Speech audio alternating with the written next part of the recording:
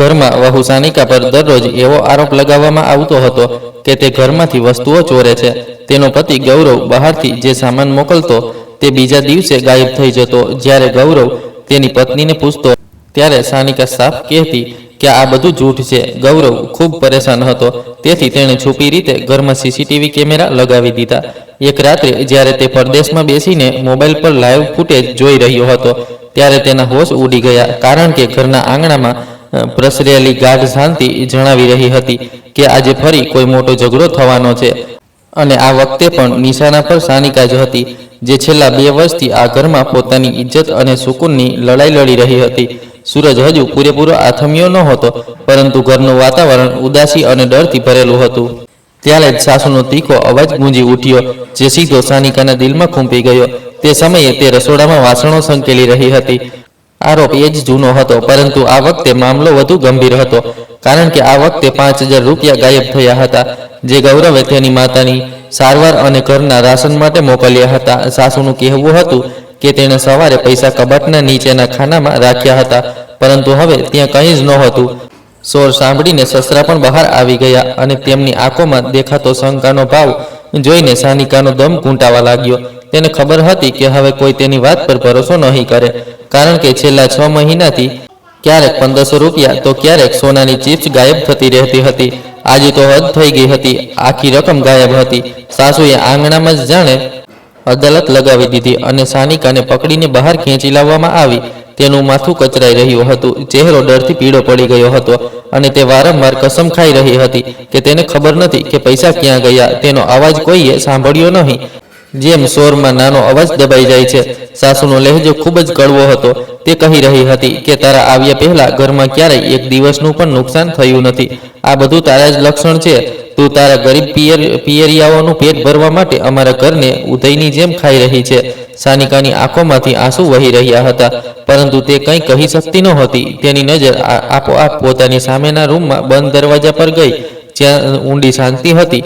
તે જાણતી હતી કે એ દરવાજા પાછળ કોણ છે અને તે બહાર કેમ નથી આવી રહ્યો, પરંતુ આ એવો રાજ હતો કે જો તે જણાવી દેત તો આખા ઘરનો પાયો હલી જાત, અને કદાચ તેના વૃદ્ધ માતા પિતા તે જ ક્ષણે સદમાંથી મરી જાત. તેથી તે ચૂપ રહી, અને આ ચૂપકીદી તેને અંદરને અંદર ખાઈ રહી હતી. બીજી તરફ 7 સમુદ્ર પાર ગૌરવ કામથી થાકીને પોતાના રૂમમાં પાછો ફર્યો ત્યારે ઘરના ફોને તેને પરેશાન કરી દીધો. મોબાઈલ પર માતાનું નામ જોઈને જ તેનું દિલ ગભરાઈ ગયું, અને ફોન ઉપાડતા જ એ જ થયું જેનો તેને ડર હતો. માતાનો રડતો અવાજ અને પિતાની કડક ફરિયાદ તેને તોડી નાખ્યો. તે મહેનત મજૂરી કરીને પરસેવો પાડીને પૈસા મોકલતો હતો, અને હાલત એવી હતી કે ઘરના લોકો પાયાની જરૂરિયાતો માટે પણ તરસી રહ્યા હતા. ગૌરવનું મગજ શૂન્ય થઈ ગયું. તેને પોતાની પત્ની સાનિકાથી પ્રેમ હતો, અને અત્યાર સુધી તેને એવું જ લાગતું હતું કે કદાચ માતા પિતા વૃદ્ધાવસ્થામાં વસ્તુઓ રાખીને ભૂલી જાય છે, અથવા સાનિકા સાચું કહી રહી છે. પરંતુ આજની ઘટનાએ તેના ભરોસામાં તિરાડ પાડી દીધી હતી, કારણ કે આટલી મોટી રકમ એમ જ ગાયબ થઈ શકે નહીં. ઘરમાં સાનિકા સિવાય કોઈ બહારની વ્યક્તિની અવર જવર પણ નહોતી. ગૌરવે ફોન બંધ કર્યો અને માથું પકડીને બેસી ગયો. કેટલા મહિનાઓથી તેના દિલમાં વવાયેલી શંકા હવે મોટી થઈને તણાવ બની ગઈ હતી, અને તેના મગજમાં જાત જાતના વિચારો આવવા લાગ્યા. ક્યાંક સાચે જ સાનિકા તેના પિયરવાળાઓને પૈસા તો નથી મોકલી રહી, અથવા ક્યાંક તેની જિંદગીમાં કોઈ બીજું તો નથી આવી ગયું જેની જરૂરિયાતો પૂરી કરવા માટે તે આ બધું કરી રહી છે. આ વિચારતા જ ગૌરવના શરીરમાં આગ જેવું લાગવા માંડ્યું. ગૌરવે તેની તે દિવસોની યાદ આવવા લાગી જ્યારે સાનિકા દુલ્હન બનીને તેના ઘરે આવી હતી. તે સમયે તેના ચહેરાની માસૂમિયતે ગૌરવને પોતાનો બનાવી લીધો હતો, પરંતુ સમય અને સંજોગોએ એ જ માસૂમિયત પર સવાલ ઊભા કરી દીધા હતા.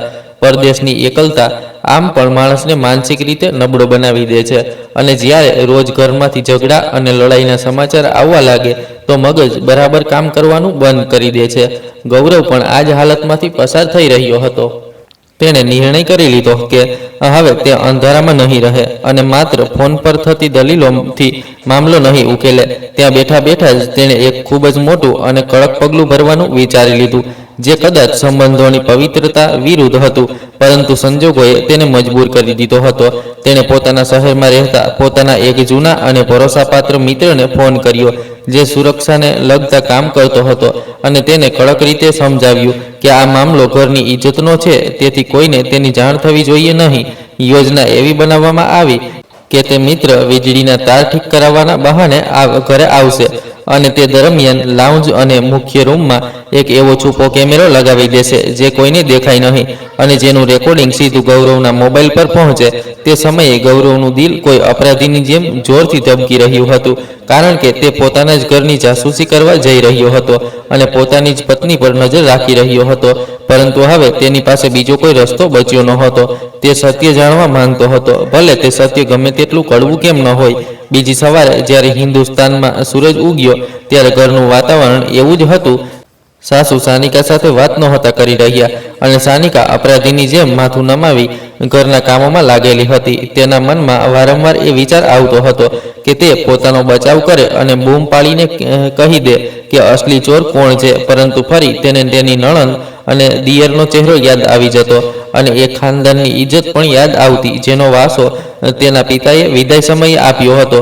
તે એક અજીબ દ્વિધા પર ઊભી હતી, જ્યાં એક તરફ તેની પોતાની ઇજ્જત હતી અને બીજી તરફ એક ઘર વિખેરાઈ જવાનો ડર. જ્યારે ગૌરવનો મિત્ર ઘરે આવ્યો ત્યારે સાસુએ તેને શંકાભરી નજરે જોયો, પણ તારમાં ખરાબીની વાત સાંભળીને તેને અંદર આવવાની રજા આપી દીધી. સાનિકા રસોડામાં હતી અને સાસુ પોતાના રૂમમાં માળા જપી રહ્યા હતા. આ તકનો ફાયદો ઉઠાવીને તે મિત્રએ ખૂબ જ ચતુરાઈથી નાનું સાધન દિવાલ પર લાગેલી ઘડિયાળની પાછળ અને કબાટ તરફ લાગેલા એક સુંદર ફ્રેમની અંદર છુપાવી દીધું. આ દરમિયાન તેના કપાળે પરસેવો આવી ગયો કે ક્યાંક સાનિકા કે સાસુમાંથી કોઈ જોઈ ન લે, કારણ કે જો તે પકડાઈ જાત તો ગૌરવની બધી યોજના ખતમ થઈ જાત. પરંતુ કિસ્મત સાથ આપ્યો અને આ કામ એટલી સફાઈથી થઈ ગયું કે કોઈને શંકા સુદ્ધા ન થઈ. કામ પતાવીને મિત્ર જતો રહ્યો અને ગૌરવને સંદેશ મળી ગયો કે હવે બધું તૈયાર છે. ગૌરવ બહાર બેસીને પોતાના મોબાઈલ પર ઘરની લાઈવ તસવીરો જોઈ રહ્યો હતો, જ્યાં બધું સામાન્ય લાગતું હતું. લોકો આવન જાવન કરી રહ્યા હતા, બપોરનું જમવાનું થઈ રહ્યું હતું. તેણે જોયું કે સાનિકાએ કંઈ ખાધું નથી. તે બસ બધાને જમવાનું આપતી રહી અને પછી ચૂપચાપ એક ખૂણામાં બેસી ગઈ. ગૌરવના દિલમાં થોડીવાર માટે વિચાર આવ્યો કે કદાચ તે ખોટું કરી રહ્યો છે અને તેની પત્ની ભૂખી તરસી જુલમ સહન કરી રહી છે. પરંતુ ખાલી કબાટનો વિચાર આવતા જ તે ફરી કઠોર થઈ ગયો. સાંજ થતા સુધીમાં ઘરની હલચલ ઓછી થઈ ગઈ. સાસુ દરવાજા જોરથી બંધ કરી બળબડાટ કરતા પોતાના રૂમમાં ચાલ્યા ગયા અને સસરા હુક્કો પીને સુવા ચાલ્યા ગયા. હવે કેમેરામાં માત્ર ખાલી વરંડો અને એ જ કબાટ દેખાઈ રહ્યો હતો જે આ બધા ઝઘડાનું જડ હતું. ગૌરવ બસ રાતના અંધારાની રાહ જોઈ રહ્યો હતો, જ્યારે બધા સૂઈ જશે, કારણ કે ચોરી હંમેશા રાતની શાંતિમાં થાય છે અને ચોર એ જ હોય છે જે ઘરના બધા રહસ્યો જાણતો હોય. ગૌરવનું દિલ ડર અને આશાની મિશ્રિત હાલતમાં ડૂબેલું હતું. તેને ડર હતો કે ક્યાંક તેની પત્ની સાચે જ દોષી ના નીકળે અને સાથે જ એવી આશા પણ હતી કે કદાચ આ બધું માત્ર એક ગેરસમજ હોય. પરંતુ તેને અંદાજ નહોતો કે જે સચ્ચાઈ તેની આંખો સામે આવવાની છે તે તેના વિચાર કરતાં પણ ક્યાંય વધારે ભયાનક હશે. દિવસ વીતી ગયો અને સાંજ ઘેરાવા લાગી. ઘરની બત્તીઓ બુજાઈ ગઈ અને ચારે બાજુ સન્નાટો છવાઈ ગયો. સાનિકા પોતાના રૂમમાં ચાલી ગઈ અને બાકીના બધા પણ સૂઈ ગયા. ગૌરવની આંખો ફાટેલી રહી ગઈ. તે પલક ઝબકાવતા પણ ડરી રહ્યો હતો કે ક્યાંક કોઈ જરૂરી ક્ષણ છૂટી ન જાય. રૂમમાં ઘડિયાળની ટીક ટીક તેને હથોડાની જેમ લાગી રહી હતી. તે વારંવાર પડખા બદલતો રહ્યો. ક્યારેક વિચારતો કે જો સાનિકા ચોર નીકળી તો તે તેને તલાક આપી દેશે. ફરી વિચારતો કે ના, તે તેને સમજાવશે. પણ જો ચોર કોઈ બીજું નીકળ્યું તો? આ સવાલ તેના મગજમાં વારંવાર આવતો. પછી તે પોતાની જાતને સમજાવી લેતો કે ઘરમાં બીજું કોઈ છે જ નહીં. રાતના આ સન્નાટામાં જ્યારે આખી દુનિયા સૂઈ રહી હતી ત્યારે એક પતિ પોતાની પત્નીની વફાદારીની પરીક્ષા લઈ રહ્યો હતો અને એક વહુ પોતાની બેગુનાહીની સાબિતી કરવા મજબૂર હતી. આ રાત બહુ ભારે હતી, એટલી ભારે કે તેનો બોજ ગૌરવના સીના પર અનુભવાતો હતો. ખેલ શરૂ થઈ ચૂક્યો હતો અને ખેલાડી પોતાની ચાલ ચાલવા તૈયાર હતા. ગૌરવની નજરો મોબાઈલની સ્ક્રીન પર જામી હતી, જ્યાં અંધારું પૂરેપૂરું છવાયેલું હતું અને કેમેરાની હલકી રોશનીમાં બધું ડરામણું લાગતું હતું. ત્યારે જ તેને લાગ્યું કે કોઈ પડછાયો હળવો હલ્યો છે. આ હવા નહોતી, પણ કોઈ હતું જે અંધારામાં પણ પોતાની હાજરી અનુભવી રહ્યું હતું. ગૌરવનો શ્વાસ થંભી ગયો. તેણે મોબાઈલ આંખોની સાવ નજીક કરી લીધો. દિલના ધબકારા તેના કાનમાં ગુંજવા લાગ્યા. શું તે સાનિકા હતી કે કોઈ બીજું? પડદા પાછળ છુપાયેલો અસલી ચહેરો હજુ સામે આવ્યો ન હતો અને આજ સસ્પેન્સ ગૌરવના રૂએ રૂએ દોડી રહ્યું હતું. આખરે એ ઘરનો ભેદી કોણ હતો જે બધું બરબાદ કરી રહ્યો હતો? તેને જરા પણ અંદાજ નહોતો કે આવનારી થોડીક ક્ષણોમાં તેની જિંદગીનો સૌથી મોટો ઝટકો તેની રાહ જોઈ રહ્યો છે. અને તે રાજ જેને સાનિકા અત્યાર સુધી પોતાના આંસુઓમાં છુપાવી રહી હતી, તે હવે એક ધમાકાની જેમ સામે આવવાનું છે. રાતનો ત્રીજો પહેર હતો.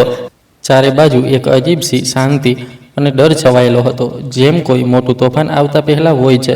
સમુદ્ર પાર બેઠેલા ગૌરવની આંખોમાંથી ઊંઘ ગાયબ હતી અને તેના દિલ પર એવો તણાવ હતો કે તે પળભર પણ ચેનથી બેસી શકતો નહોતો.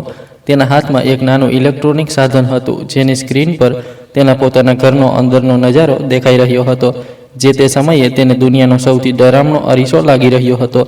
તેની ધડકણ તેજ થઈ ચૂકી હતી, કારણ કે જે માણસને તે પોતાની જિંદગીનો સુકૂન સમજતો હતો, આજે એ જ તેની શંકાના ઘેરામાં હતો. તેણે પોતાના ઘરની સુરક્ષા માટે જે છુપી દેખરેખ લગાવી હતી, આજે તે સચ્ચાઈ બતાવવાની હતી. સ્ક્રીન પર અંધારો રૂમ દેખાઈ રહ્યો હતો, જ્યાં રાતની કાલિમાએ દરેક વસ્તુને ધૂંધળી કરી દીધી હતી. પરંતુ ગૌરવની નજરો એ કબાટ પર ટકેલી હતી, જે છેલ્લા કેટલાય મહિનાઓથી ઝઘડાનું કારણ બનેલું હતું. એ કબાટમાંથી ક્યારેક ઘરેણાં ગાયબ થતા, તો ક્યારેક એ પૈસા જે તે પોતાના વૃદ્ધ માતા પિતા અને પત્નીની જરૂરિયાત માટે મહેનતથી કમાઈને મોકલતો હતો. દરેક વખતે આરોપ સાનિકા પર આવતો અને દરેક વખતે તે રડતા રડતા કસમ ખાતી કે તેણે કંઈ લીધું નથી. પરંતુ હવે ગૌરવનો ભરોસો ડગી ગયો હતો, તેથી તે આજે જાગીને સત્ય પોતાની આંખોથી જોવા માંગતો હતો. રૂમમાં આછી રોશની હતી, જે બહાર ગલીમાં સળગી રહેલા બલ્બથી બારીના સળિયાની વચ્ચેથી ગળાઈને ફર્શ પર અજીબ પડછાયા બનાવી રહી હતી. સાનિકા બિસ્તર પર પડખું ફરીને સૂતી હતી. કદાચ સૂઈ રહી હતી, અથવા કદાચ રોજના મેના ટોણાએ તેની ઊંઘ છીનવી લીધી હતી. ગૌરવ પથ્થરની જેમ પોતાની જગ્યાએ બેઠો હતો કે ત્યાં જ સ્ક્રીનના એક ખૂણે હલચલ થઈ. તેનો શ્વાસ જાણે ગળામાં અટકી ગયો. તેણે ધ્યાનથી જોયું તો આંગણા તરફ ખુલતો એ નાનો દરવાજો, જે દર રાતે બંધ રહેતો હતો, તે આજે ધીરે ધીરે ખુલી રહ્યો હતો. દરવાજાનો આગળો કોઈ પણ અવાજ કર્યા વગર ખુલ્યો, જાણે આવનાર આ કામમાં માહિર હોય અથવા પહેલાંથી પૂરી તૈયારી કરીને આવ્યો હોય. એક માનવ પડછાયો રૂમમાં દાખલ થયો. તેનો ચહેરો અંધારામાં છુપાયેલો હતો અને માથા પર કંઈક લપેટાયેલું હતું, તેથી તેની ઓળખ કરવી મુશ્કેલ હતી. ગૌરવનું લોહી ઉકળવા લાગ્યું કે આ કયો અજાણ્યો માણસ છે જે તેની ગેરહાજરીમાં તેના બેડરૂમ સુધી પહોંચી ગયો છે. શું આ કોઈ ચોર છે કે મામલો કંઈક બીજો છે? ત્યારે જ તેના મગજમાં શંકાની એક લહેર ઉઠી કે ક્યાંક તેની માતાએ કહેલી વાત સાચી તો નથી? શું તેની વહુના કોઈની સાથે ખોટા સંબંધો છે? આ વિચારતા જ ગૌરવની પકડ મોબાઈલ પર એટલી કસાઈ ગઈ કે તેને લાગ્યું જાણે તે તૂટી જશે. તે પડછાયો બિલાડીના પગલે ચાલતા સીધો કબાટ તરફ વધ્યો, જ્યાં બધો કિંમતી સામાન રાખેલો હતો. તેની ચાલમાં અજીબ ચતુરાઈ, ડર અને ગભરાટ હતો. તે વારંવાર પલટીને સાનિકા તરફ જોતો, પરંતુ સાનિકા અત્યાર સુધી બિસ્તર પર ચૂપચાપ સૂતેલી હતી. જેવો એ પડછાયો કબાટના તાળાને સ્પર્શ કર્યો, અચાનક બિસ્તર પર હલચલ થઈ. ગૌરવના શ્વાસ થંભી ગયા કે હવે શું થશે. તેને લાગ્યું હવે સાનિકા ચોક્કસ ચીસ પાડશે, શોર મચાવશે અને ઘરના બધા લોકો જાગી જશે. પરંતુ જે દ્રશ્ય ગૌરવે ત્યારબાદ જોયું, તેણે તેના પગ નીચેથી જમીન ખિસકાવી દીધી. સાનિકા બિસ્તર પરથી ઉઠી. તેણે કોઈ શોર મચાવ્યો નહીં કે તેણે ચીસ પાડીને કોઈને બોલાવ્યા નહીં, પણ તે ચૂપચાપ ઉઠી અને સીધી એ પડછાયા પાસે જઈને ઊભી રહી ગઈ. ગૌરવનું મગજ શૂન્ય થઈ ગયું. આ બધું શું થઈ રહ્યું હતું? ચોર અને ઘરની માલકણ સામસામે ઊભા હતા અને કોઈ ઝઘડો થતો નહોતો. ઝાંખા અજવાળામાં ગૌરવે જોયું કે એક પડછાયો સાનિકાના પગ પાસે બેસતો હોય તેમ નમેલો હતો, જાણે તે તેની પાસે વિનંતી કરી રહ્યો હોય. સાનિકાએ તેને રોક્યો નહીં કે બહાર કાઢ્યો નહીં, પણ પોતે કબાટ ખોલ્યો અને તેમાંથી કંઈક સામાન કાઢીને તેને આપી દીધો. આ જોઈને ગૌરવની આંખો સામે અંધકાર છવાઈ ગયો, કારણ કે તેનો સૌથી મોટો ડર સાચો પડ્યો હતો. જેને તે પોતાની પવિત્ર અને સાફ પત્ની સમજતો હતો, તે જ પોતાના હાથે ઘરની દોલત લૂંટાવી રહી હતી. ગૌરવ વિચારવા લાગ્યો કે કદાચ આ તેનો કોઈ જૂનો સંબંધ છે, જેને તે અત્યાર સુધી નિભાવી રહી છે. તેના દિલમાં એવું દર્દ ઉપડ્યું કે તે ચીસ પાડીને સાનિકાને બોલાવવા માંગતો હતો, પરંતુ તે હજારો માઇલ દૂર લાચાર હતો અને માત્ર જોઈ શકતો હતો. પડછાયો બધો સામાન લઈને ઝડપથી બારી તરફ વધ્યો અને જતા જતા ફરી એકવાર સાનિકા તરફ જોઈને હાથ હલાવ્યો, જાણે આભાર કે માફી માંગી રહ્યો હોય. સાનિકા ત્યાં પથ્થરની જેમ ઊભી રહી, જ્યાં સુધી તે પડછાયો બારીમાંથી કૂદીને ગાયબ ન થઈ ગયો. રૂમમાં ફરી ડરામણી શાંતિ છવાઈ ગઈ, પણ ગૌરવના દિલમાં તોફાન મચેલું હતું. તેને તેની માતાના શબ્દો યાદ આવવા લાગ્યા કે આ સ્ત્રી તારું ઘર ઉજાડી દેશે. આણે તેણે પોતાની આંખોથી જોઈ લીધું હતું કે ચોર કોઈ બહારનો નથી, પણ તેની પત્ની જ ચોરની મદદ કરી રહી હતી. તેમ છતાં એક વાત તેને પરેશાન કરી રહી હતી કે તે પડછાયો કોણ હતો, કારણ કે કેમેરાના એંગલને કારણે તેનો ચહેરો સ્પષ્ટ દેખાયો નહોતો. સાનિકાની શાંતિથી એ સ્પષ્ટ હતું કે તે માણસને જાણતી હતી અને તેની મદદ કરી રહી હતી. ધ્રુજતા હાથે ગૌરવે કેમેરો બંધ કરવાની કોશિશ કરી, પણ આંગળીઓ સાથ આપી રહી નહોતી. તે જોવા માંગતો હતો કે હવે સાનિકા શું કરશે. થોડીવાર પછી સાનિકા કબાટ બંધ કરીને જમીન પર બેસી ગઈ, ઘૂંટણમાં માથું છુપાવી લીધું અને જોર જોરથી રડવા લાગી. મગર ગૌરવને તેના રડવા પર દયા ન આવી. તેને લાગ્યું કે આ મગરમચ્છના આંસુ છે જે તે પોતાનો ગુનો છુપાવવા વહાવી રહી છે. ગૌરવના મગજમાં તેની આખી જિંદગી કોઈ ફિલ્મની જેમ ચાલવા લાગી. તેણે માતા પિતાની વિરુદ્ધ જઈને સાનિકા સાથે પસંદગીના લગ્ન કર્યા હતા અને બધાને વિશ્વાસ અપાવ્યો હતો કે આ છોકરી ઘરને સંભાળીને રાખશે, પણ આજે એ જ છોકરી ઘરનો પાયો નબળો કરી રહી હતી. તેને પોતાની પસંદગી અને પોતાની મોહબ્બત પર અફસોસ થવા લાગ્યો.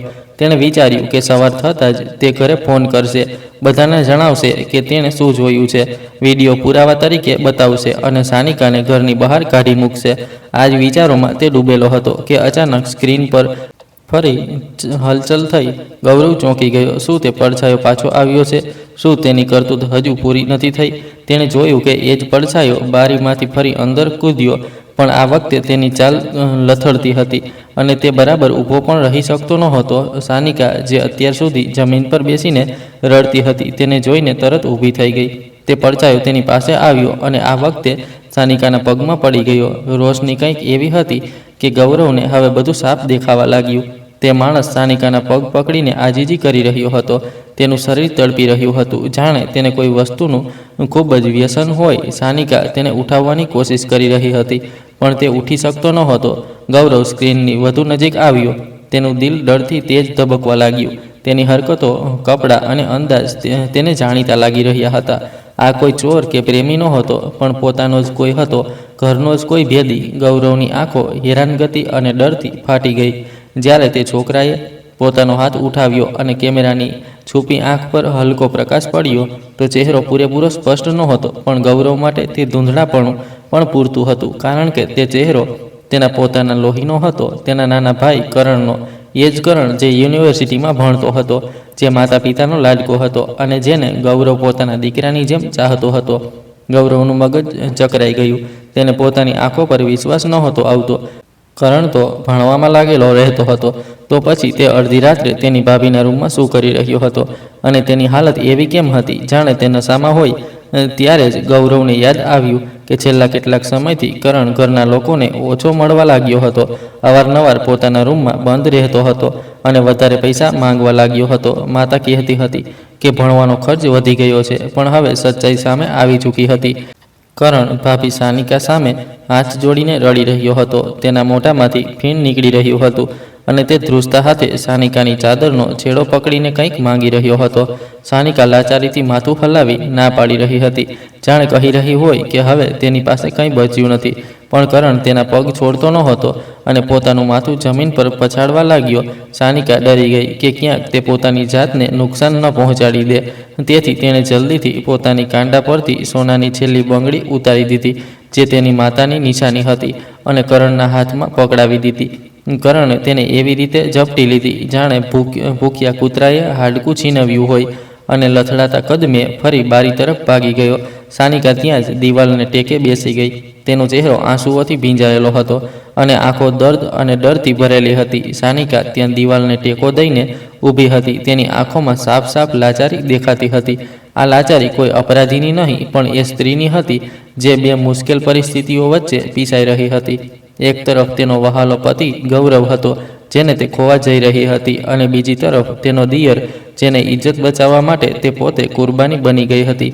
ગૌરવને લાગ્યું જાણે કોઈએ તેના સીના પર ભારે બોજ મૂકી દીધો હોય. તેને પોતાના વિચારો પર ગુસ્સો અને શરમ આવવા લાગી.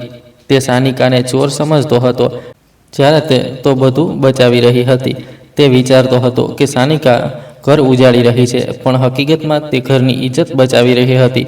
આખું ઘર કરણને શરીફ અને નેક માણસ માનતું હતું, જ્યારે તે નશામાં એટલો ડૂબી ચૂક્યો હતો કે તેને પોતાની ભાભીના દાગીના ચોરતા પણ શરમ ન આવી. સાનિકાએ આ રાજ પોતાના દિલમાં એટલા માટે દબાવી રાખ્યું હતું જેથી તેના વૃદ્ધ માતા પિતાનું દિલ ન તૂટે અને ખાનદાનમાં કરણની બદનામી ન થાય. ગૌરવનું માથું ઘૂમવા લાગ્યું. તેના હાથમાંથી મોબાઈલ છૂટીને પથારી પર પડી ગયો. તે પોતાની જાતને કોસવા લાગ્યો કે તેણે સાનિકા પર શંકા કેમ કરી અને એ માસૂમ સ્ત્રી પર આટલો જુલમ કેમ થવા દીધો. તે ત્યાં એકલી આ બધું અપમાન અને દર્દ સહન કરી રહી હતી.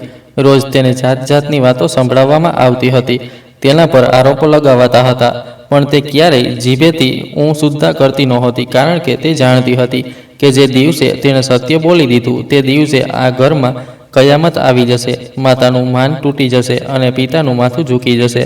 આ બધું વિચારીને ગૌરવની આંખોમાંથી આપોઆપ આંસુ વહેવા લાગ્યા.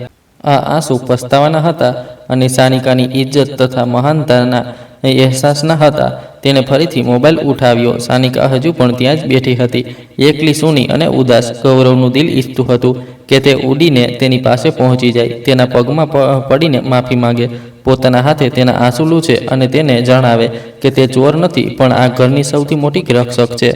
પણ તેમની વચ્ચે અંતર બહુ વધારે હતું અને સમય બહુ ઓછો. ગૌરવ જાણતો હતો કે હવે ચૂપ રહેવાનો વખત નથી. હવે તેણે આ આખા નાટકનો સમજદારીથી અંત લાવવો પડશે, એવી રીતે કે સચ્ચાઈ પણ સામે આવી જાય અને કોઈનું જરૂર કરતાં વધારે નુકસાન પણ ન થાય.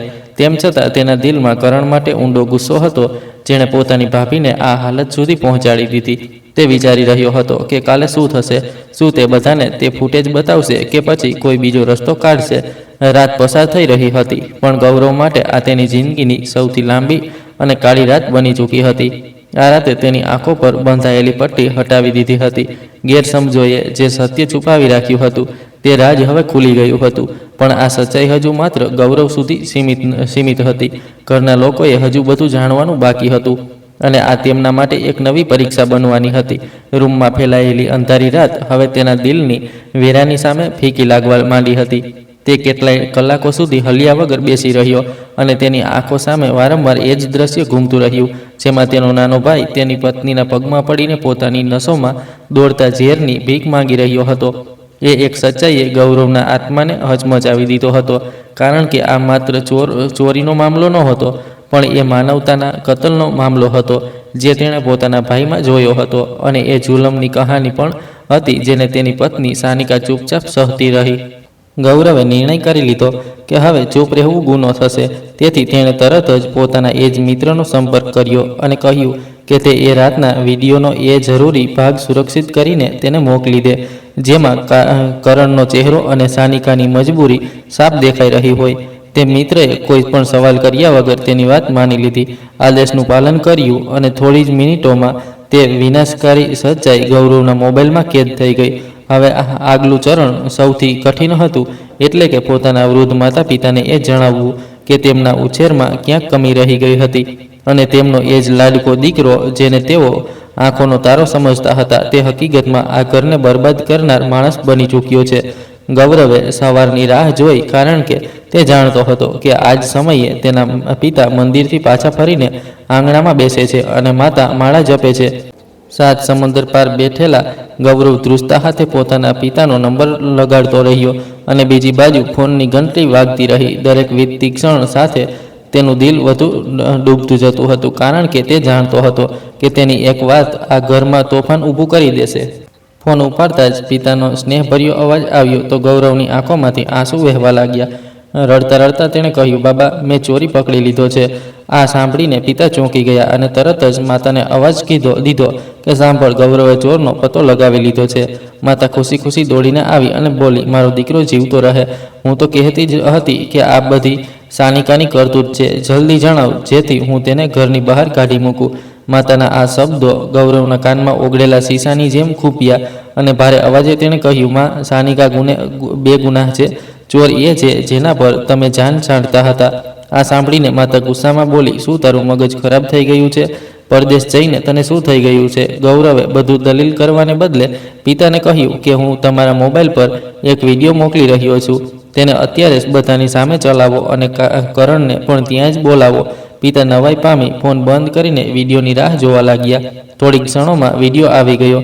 ધ્રુજતા હાથે તેમણે વિડીયો ચલાવ્યો તો મોબાઈલની નાની સ્ક્રીન પર રાતનું અંધારું દ્રશ્ય દેખાવા લાગ્યું, જેમાં એક પડછાયો રૂમમાં દાખલ થઈ રહ્યો હતો. માતા ગભરાઈને બોલી કે જુઓ, હું કહેતી હતી ને કે કોઈ ગેરપુરુષ આવે છે, પણ બીજી ક્ષણે કેમેરામાં કરણનો ચહેરો સાફ દેખાયો. આ જોતાં જ માતાના ગળેથી એક દિલ હચમચાવી દે તેવી ચીસ નીકળી અને તે આંગણામાં જ ઢળી પડી. પિતાની આંખો ફાટેલી રહી ગઈ, કારણ કે જે છોકરો સાનિકાના પગમાં પડીને નશા માટે આજીજી કરી રહ્યો હતો તે બીજું કોઈ નહીં પણ તેમનો પોતાનો દીકરો કરણ હતો. વિડીયોમાં કરણનો અવાજ સાફ સંભળાતો હતો કે ભાભી, ભગવાનને ખાતર મને પૈસા આપી દો, નહીંતર હું મરી જઈશ. અને સાનિકા રડતા રડતા પોતાની છેલ્લી બંગડીઓ ઉતારીને તેને આપી રહી હતી. આ દ્રશ્ય જોઈને પિતાના હાથમાંથી મોબાઈલ પડી ગયો અને તે માથું પકડીને જમીન પર બેસી ગયા. ઘરમાં હોબાળો મચી ગયો. એ જ સમયે સાનિકા રસોડામાં નાસ્તો બનાવી રહી હતી. શોર સાંભળીને બહાર આવી તો જોયું કે સાસુ બેહોશ પડ્યા છે અને સસરા દિવાલને ટેકે રડી રહ્યા છે. તે ગભરાઈ ગઈ અને તેના મનમાં એવો ડર બેસી ગયો કે કદાચ ગૌરવે તેને તલાક આપી દીધા છે. પણ ત્યારે જ સસરાએ માથું ઉઠાવી સાનિકાને જોઈ. તેમની આંખોમાં હવે એ નફરત નહોતી જે કાલ સુધી હતી, પણ શરમ અને પસ્તાવો હતો. એ જ સમયે કરણ પણ પોતાના રૂમમાંથી બહાર આવી ગયો. નશો ઉતરી જવાને કારણે તે ધ્રુજી રહ્યો હતો. જેવી પિતાની નજર કરણ પર પડી, તેમનો ગુસ્સો ફાટી નીકળ્યો. તેઓ ઉઠ્યા અને કરણના મોઢા પર જોરદાર થપ્પડ મારી, જેનો અવાજ આખા ઘરમાં ગૂંજી ગયો. તેમણે બૂમ પાડીને કહ્યું કે અમે તને પાળી પોસીને મોટો કર્યો, ભણાવ્યો, ગણાવ્યો અને તે અમારા ગઢપણની ઇજ્જત ધૂળમાં મેળવી દીધી. તું તારી ભાભીના દાગીના ચોરતો રહ્યો અને અમે એ માસૂમ છોકરી પર જુલમ કરતા રહ્યા. તને શરમ ના આવી? તારી મા સમાન ભાભીના પગમાં પડતા ડરના માર્યા. કરણ પાછળ હટી ગયો અને દિવાલને અડીને રડવા લાગ્યો. તેની હાલત જોઈને માતા પણ ભાનમાં આવી ગઈ અને છાતી પીટી પીટીને રડવા લાગી કે હાય મારી કિસ્મત, આ દિવસ જોવા પહેલાં હું મરી કેમ ના ગઈ. મેં એ સાપને દૂધ પીવડાવ્યું જેણે મારા ઘરને ડંખી લીધું. સાનિકા ચૂપચાપ એક ખૂણામાં ઊભી આ બધું જોઈ રહી હતી. તેના દિલમાં કરણ માટે નફરત નહીં પણ દયા હતી, કારણ કે તે જાણતી હતી કે નશો માણસને જાનવર બનાવી દે છે. ત્યારે ગૌરવે ફરીથી ફોન કર્યો અને પિતાએ સ્પીકર પર વાત મૂકી. ગૌરવનો અવાજ ડરથી ભરેલો હતો. તેણે કહ્યું કે બાબા, તમે લોકો સાનિકાને કોસતા રહ્યા, તેને ચોર કહેતા રહ્યા, જ્યારે તે તમારી ઇજ્જત બચાવવા માટે પોતાની ઇજ્જત દાવ પર લગાડતી રહી. તેને પોતાના દાગીના વેચી દીધા જેથી તમને ખબર ના પડે કે તમારો દીકરો નશાનો આદિ બની ચૂક્યો છે. તેણે પોતે ઓછું ખાધું જેથી ઘરનું રાશન આવી શકે અને કરણની જરૂરિયાતો પૂરી થાય, અને બદલામાં આપણે તેને શું આપ્યું? આજે મને મારી પત્ની પર ગર્વ છે અને પોતાની જાત પર શરમ છે કે મેં આ હીરાની કદર ના કરી. ગૌરવની આ વાતો સાંભળીને સાસુ લથડાતા કદમે સાનિકા તરફ વધ્યા અને તેની સામે હાથ જોડીને બોલ્યા કે દીકરી, મને માફ કરી દે, હું અંધ બની ગઈ હતી. મમતાએ મારી આંખો પર પટ્ટી બાંધી દીધી હતી. મેં તારા પર ખૂબ બહુ જુલમ કર્યા છે, મને માફ કરી દે, નહીંતર મારી આંખો શાંતિથી બંધ નહીં થાય. સાનિકાએ આગળ વધીને પોતાની સાસુને ગળે લગાવી લીધી અને રડતા રડતા બોલી કે માજી, તમે મારી માં છો. માં ક્યારેય માફી નથી માંગતી. મેં જે કંઈ પણ કર્યું તે માત્ર આ ઘરને તૂટતા બચાવવા માટે કર્યું હતું, કારણ કે હું જાણતી હતી કે જે દિવસે તમને કરણની સચ્ચાઈ ખબર પડી જાત તે દિવસે તમે જીવતે જીવ મરી જાત. આ ભાવુક દ્રશ્ય ત્યાં હાજર દરેકની આંખો ભીની કરી દીધી. પણ સમસ્યા હજુ પૂરી રીતે ખતમ નહોતી થઈ, કારણ કે કરણ હજુ પણ નશાની તલબમાં તડપી રહ્યો હતો અને તેને સવારની જરૂર હતી. તે જ ક્ષણે પિતાજીએ નિર્ણય કર્યો કે હવે આ ઘરમાં કોઈ વાત છુપાવવામાં નહીં આવે. તેમણે કરણને બાવડાથી પકડ્યો અને કહ્યું કે હવે તારી જગ્યા આ ઘરમાં નથી પણ સુધાર કેન્દ્રમાં છે. જ્યાં સુધી તું માણસ નથી બની જતો ત્યાં સુધી આ ઘરનો ઉંબરો ઓળંગીશ નહીં. કરણ રડતો રહ્યો, આજીજી કરતો રહ્યો, પણ આજે બાપુનું દિલ પથ્થર બની ચૂક્યું હતું. એ જ સાંજે કરણને શહેરની એક હોસ્પિટલમાં દાખલ કરી દેવામાં આવ્યો, જ્યાં નશાના આદિ લોકોની સારવાર થતી હતી. ઘરમાં એક અજીબ શાંતિ અને વેરાની છવાઈ ગઈ, પણ આ એ વેરાની કરતાં સારી હતી જે જૂઠ અને શંકાને કારણે પેદા થઈ હતી. દિવસો વીતતા ગયા અને હાલત ધીરે ધીરે સામાન્ય થવા લાગી. સાસુ હવે પોતાની દીકરીઓ કરતાં પણ વધારે સાનિકાને પ્રેમ કરવા લાગ્યા અને દરેક વાતમાં તેની સલાહ લેવા લાગ્યા. ગૌરવ પણ રજા લઈને હિન્દુસ્તાન આવી ગયો અને તેણે સાનિકાની માફી માંગી. તેણે સાનિકાને એ બધા દાગીના બનાવી દીધા જે કરણને કારણે વેચાઈ ગયા હતા. પણ સાનિકા માટે દાગીના કરતાં એ ઇજ્જત મહત્વની હતી, જે હવે તેને આ ઘરમાં મળી ચૂકી હતી. કરણની સારવાર લાંબી અને તકલીફદાયક હતી, પણ સાનિકા અને ગૌરવે તેનો સાથ ન છોડ્યો. તેઓ નિયમિત રીતે તેને ખબર અંતર લેતા અને તેને હિંમત આપતા રહ્યા કે તે આ દલદલમાંથી બહાર નીકળી શકે છે. કેટલાય મહિનાઓ પછી રજા મળતા જ્યારે કરણ ઘરે પાછો ફર્યો ત્યારે તે પૂરેપૂરો બદલાયેલો માણસ હતો. તેનો ચહેરો સાફ હતો અને આંખોમાં પસ્તાવાની ભીનાશ હતી. તેણે સૌથી પહેલાં સાનિકાના પગ સ્પર્શ કર્યા અને માફી માંગી. સાનિકાએ તેને ઉઠાવ્યો, માથા પર હાથ રાખ્યો અને કહ્યું કે જે સવારે ભટકી જાય પણ સાંજ સુધીમાં ઘરે પાછો ફરે તેને ભૂલેલો નથી કહેતા. તું અમારો ભાઈ છે અને હંમેશા રહીશ. સમય સાથે એ ઘરમાં ફરીથી ખુશીઓ પાછી ફરી. પણ એ ઘટનાએ બધાને એક ઊંડો પાઠ ભણાવ્યો કે સંતાનની અંધ મોહબ્બતમાં ઘણીવાર આપણે ઇન્સાફ છોડી દઈએ છીએ અને બીજાની દીકરીઓ પર જુલમ કરી બેસીએ છીએ.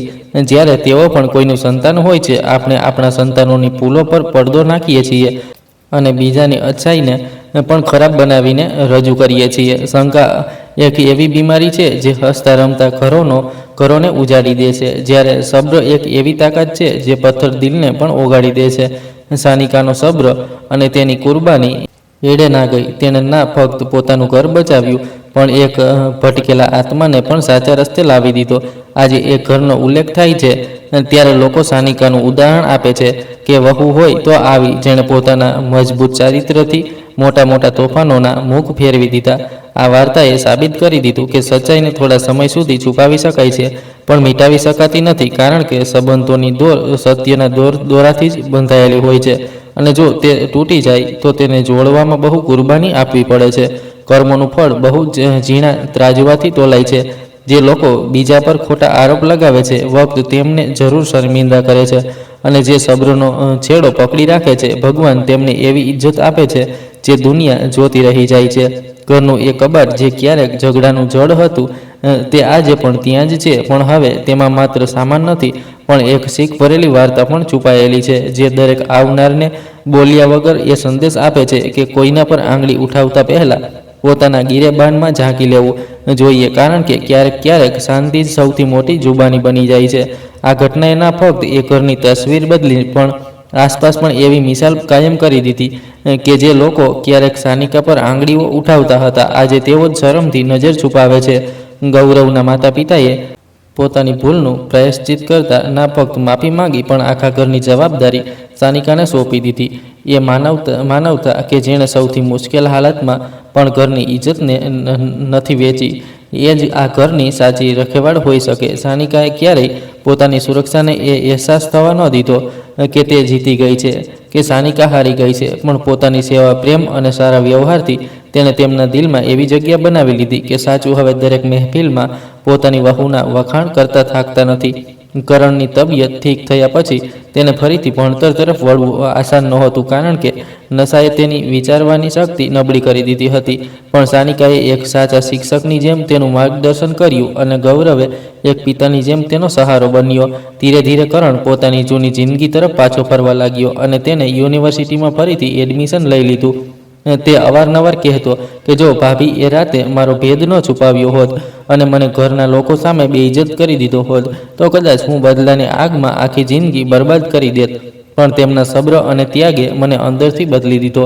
ગૌરવનો સંબંધ સાનિકા સાથે વધુ મજબૂત થઈ ગયો, કારણ કે તેણે સમજી લીધું હતું કે સુંદરતા ફક્ત ચહેરાની નથી હોતી. અસલી સુંદરતા તો કિરદારની હોય છે, જે સૌથી મુશ્કેલ હાલતમાં પણ ડગમગતી નથી. તેણે એ પ્રણ લીધું કે હવે તે ક્યારેય સાંભળેલી વાતો પર પોતાના જીવનસાથી પર શંકા નહીં કરે, કારણ કે શંકા ઉદય જેવી હોય છે જે પ્રેમ અને સંબંધોને અંદરથી પોલા કરી દે છે. આ વાર્તાનો સૌથી મોટો પાઠ એ જ છે કે માણસે ક્યારેય પણ ફક્ત દેખાતી હાલત જોઈને નિર્ણય ના કરવો જોઈએ, કારણ કે ઘણીવાર આંખે જોયેલું સત્ય પણ છેતરામણું હોઈ શકે છે, અને એ પણ કે સબ્રનું ફળ હંમેશા મીઠું હોય છે. સાનિકાએ જે ધૈર્ય અને સમજદારીનો પરિચય આપ્યો તે આજના સમયમાં બહુ દુર્લભ છે. જ્યાં નાની નાની વાતો પર ઘર તૂટી જાય છે, ત્યાં તેણે પોતાના મજબૂત ચારિત્ર્યથી એક તૂટતા ઘરને જન્નત બનાવી દીધું. આ વાર્તા દરેક એ સાસુ માટે પાઠ છે જે પોતાની વહુને પરાઈ સમજે છે, અને દરેક એ પતિ માટે નસીહત છે જે બીજાની વાતોમાં જલ્દી આવી જાય છે. સચ્ચાઈનો સૂરજ મોડો તો મોડો પણ ઉગે જરૂર છે. અને જ્યારે ઉગે છે ત્યારે જૂઠના બધા અંધારા મિટાવી દે છે. આજે એ ઘરના આંગણામાં ફરીથી એ જ જૂની રોનક પાછી ફરી છે, જ્યાં હવે શંકાની કોઈ જગ્યા નથી, પણ પ્રેમ, એકતા અને ભરોસાનું રાજ છે, જે આવનારી પેઢીઓ માટે પણ રસ્તો બનાવતું રહેશે.